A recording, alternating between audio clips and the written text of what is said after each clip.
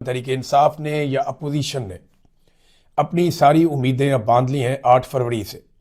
Depend करता है कि पाकिस्तानी 8 फरवरी को बाहर आते हैं या नहीं आते। ओवरसीज पाकिस्तानी भी तैयारी कर रहे हैं, अलग अलग तरह के प्रोग्राम्स किए जा रहे हैं 8 फरवरी को लेकर। बरतानिया में, अमेरिका में, यूरोप में, ऑस्ट्रेलिया में, दुनिया भर में जहाँ जहाँ पे पाकिस्तानी मौजूद हैं, जापान में, हर जगह पे ये कोशिश की जा रही है कि 8 फरवरी की मुनासबत से प्रोग्राम किए जाएं और पूरी दुनिया में पाकिस्तान में होने वाली धांधली और इंसानी हकूक की पामालियाँ हैं, वहाँ पे रूल ऑफ लॉ नहीं है, पाकिस्तान में अदलिया को कैद किया गया है, आइन की धज्जियाँ उड़ा दी गई, बेशुमार चीज़ें हैं, तो इन सब के खिलाफ आवाज़ उठाई जाए। अब 8 फरवरी एक आप समझ लें टेस्टर है, या ये एक वार्म अप मैच है, या क्वालिफाइंग राउंड है। अगर पाकिस्तान तहरीके इंसाफ या तहरीके तहफ़्फ़ुज़ आईन पाकिस्तान ये 8 फरवरी को कामयाब हो जाते हैं और पाकिस्तान को बंद कर देते हैं एक दिन के लिए, या इस किस्म के मुजाहरे या इस किस्म के मनाजिर आ जाते हैं पूरे पाकिस्तान से जिनके लिए पाकिस्तानी इंतजार कर रहे हैं या जो पाकिस्तान की इस वक्त जरूरत है, तो फिर ये क्वालिफाई कर जाएंगे एक बड़ी तहरीक के लिए।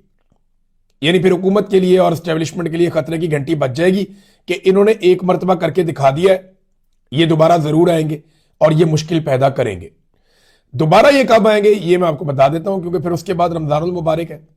8 फरवरी के बाद 10 दिन के बाद रमजान शुरू हो जाएगा और छोटी ईद के बाद यानी मार्च के महीने में ये रमजान के अंदर सारी एक्टिविटीज होंगी और सारी चीजें तय पाएंगी और फिर मार्च के महीने के आखिर में बड़ी अनाउंसमेंट आ जाएगी कि पूरा पाकिस्तान कब और कैसे बंद करना है। ये 8 फरवरी को अगर तो जो वार्म अप मैच है या जिसे आप कहते हैं क्वालिफाइंग मैच है, अगर वो पाकिस्तान तहरीके इंसाफ जीत जाती है तो फिर ये फाइनल खेलने की कोशिश करेंगे। एस्टेब्लिशमेंट की और हुकूमत की पूरी कोशिश है कि 8 फरवरी की इनकी कॉल नाकाम हो जाए और उस दिन ये पाकिस्तान को बंद ना कर सके, और अगर करे भी तो मीडिया को इस तरीके से इस्तेमाल किया जाए, प्रोपेगेंडा इस तरीके से किया जाए जिससे ये साबित कर सकें कि जनाब 8 फरवरी को तो पाकिस्तान बंद नहीं हुआ, अब वो अपना खेल खेलेंगे, अपोजिशन अपना खेल खेलेगी और दोनों तरफ पूरा जोर लगाया जाएगा। लेकिन हुकूमत को अगर 8 फरवरी को पाकिस्तान तहरीके इंसाफ कामयाब होती है तो हुकूमत को इस बात का आइडिया हो जाएगा कि अब ये फाइनल जरूर खेलेंगे और ये उस मामले की तरफ जरूर आएंगे, क्योंकि इमरान खान साहब का नया जो एक प्लान है वो ये नहीं है कि वो डी चौक चले जाएंगे या वो लाहौर चले जाएंगे या वो कहीं और चले जाएंगे। नहीं, वो पहले मरहले में पूरा मुल्क बंद करेंगे। मुल्क के हर कोने में वो नौजवानों को, अपने वोटर्स को, सपोर्टर्स को कहेंगे कि आप सड़कें बंद करें, गाड़ियां बंद करें, कारोबार बंद करें, हर चीज आप बंद कर दें। तो हुकूमत का ये शौक भी पूरा हो जाएगा। वैसे भी हुकूमत ने 3-3.5 साल से पूरा पाकिस्तान ही बंद किया हुआ, अब तो 4 साल होने वाले। बेड़ा गर्क कर दिया इन्होंने पाकिस्तान की मईशत से लेकर हर चीज का।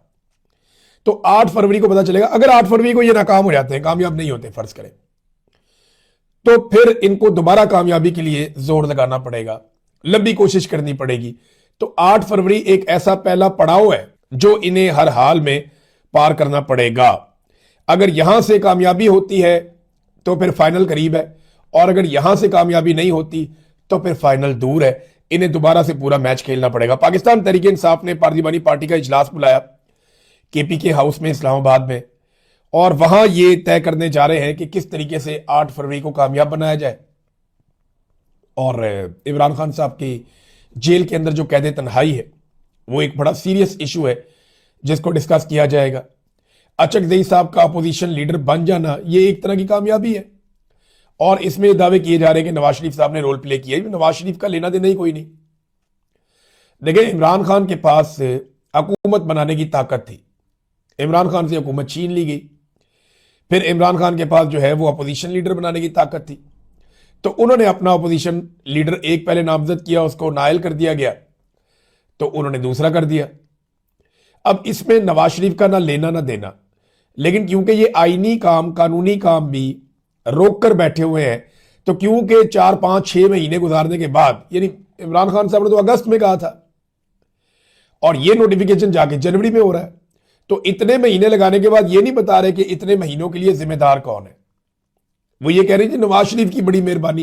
भाई, नवाज शरीफ ने वोट डाला है या नवाज शरीफ ने नामजद किया है, यानी उन चीजों का एहसान आप कैसे चढ़ा। मिसाल के तौर पे एक आदमी की कोई अपनी चीज है, वो अपनी चीज लेता है किसी दूसरे आदमी से और वो आदमी से कहता है कि जनाब मेरा तेरे पे एहसान है कि मैंने तेरी चीज तुझे दे दी है। ये कैसा एहसान है? ये तो बदमाशी है, ये तो गुंडागर्दी है कि भाई एक चीज का मालिक ही नहीं है नवाज शरीफ, वो कैसे दे सकता है दूसरे आदमी को वो चीज जो उसका मालिक है? यानी मालिक तो इमरान खान है, उसने अचकजई को दिया, तो नवाज शरीफ बीच में ना 3 में ना 13 में, देखो मैं तुमसे छीन सकता था, मेरे पास ताकत थी, फौज मेरे साथ खड़ी हुई है, आर्मी चीफ मेरे घर के अंदर है और सारी चीजें मैंने कंट्रोल की हुई है, देखो मैंने मेरे मेरे मेरा शुक्रिया अदा करो, मैंने दे दिया तुम्हें। ये तो घटियापन की इंतहा है। और वो मीडिया को कह कहकर कह ये खबर चलवा रहे हैं कि जनाब अब ये खबर चलाएं कि नवाज शरीफ ने अचकजई को अपोजिशन लीडर का ओहदा दिया। हालांकि नवाज शरीफ ना 3 में